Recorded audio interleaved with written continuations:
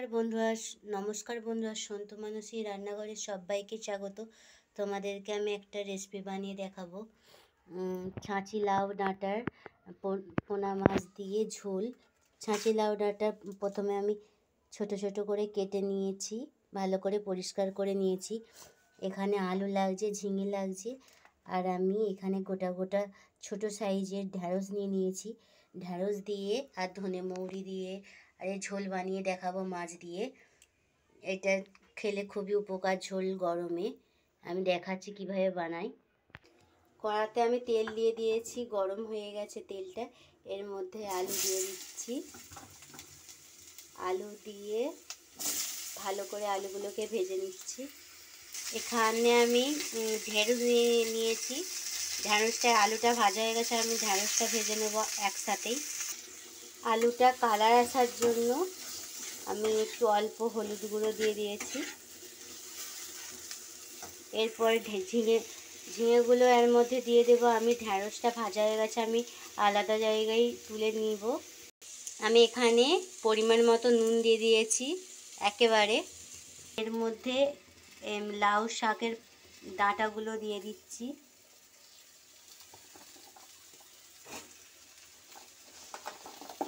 লাউ শাকের ডাঁটা বেশি নাড়বো না, হালকা নাড়বো।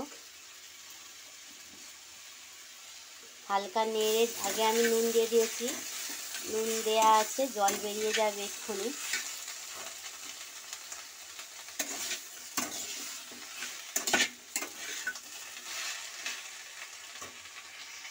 আর এখানে আমি রুই মাছ নিয়ে নিয়েছি। রুই মাছ দিয়ে আজকে ডাঁটা দিয়ে ঝোল বানাবো।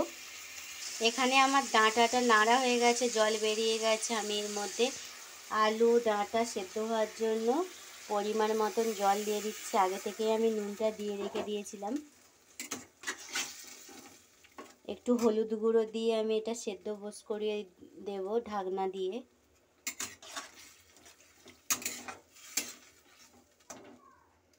এখানে আমি ধনে মৌরি নিয়ে নিয়েছি, অল্প একটু সর্ষে দিয়ে আমি এটাকে বেটে নিচ্ছি। এখানে হালকা আলুটা সেদ্ধ হয়ে গেছে। আমি এবার এর মধ্যে ঢ্যাঁড়সটা ভেজে রেখে দিয়েছিলাম, ঢ্যাঁড়সটা দিয়ে দিচ্ছি। ঢ্যাঁড়সটা দিয়ে একটু নাড়াচাড়া করে আমি এবার আবার ঢাকনা দিয়ে দেব।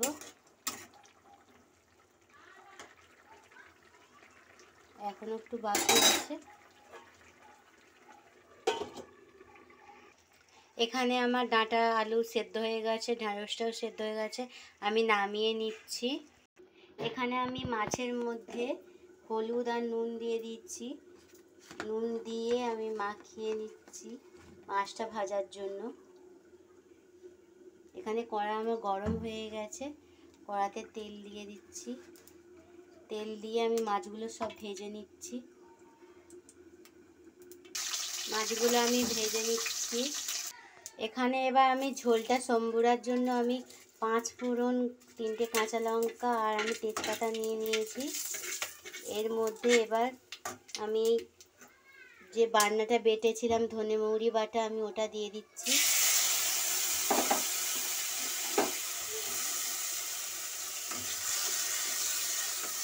ধনে মৌরি বাটা দিয়ে দিলাম।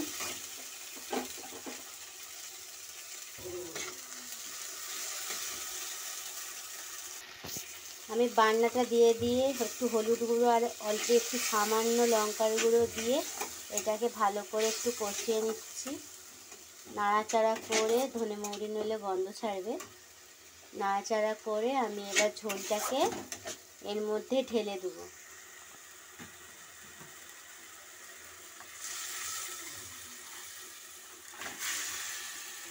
সিদ্ধ করে রাখা ডাঁটাগুলোকে আমি একসঙ্গে দিয়ে দিচ্ছি।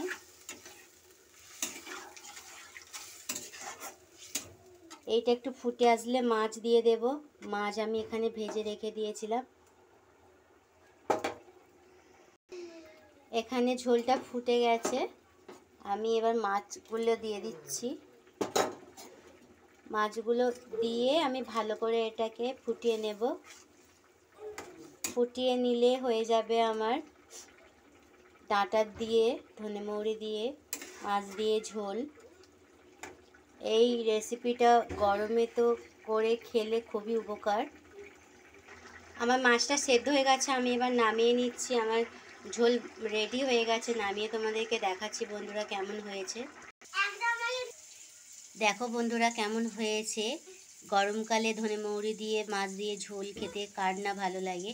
এই রেসিপিটা যদি পছন্দ হয় লাইক কমেন্ট শেয়ার করতে বন্ধুরা ভুলবেন না।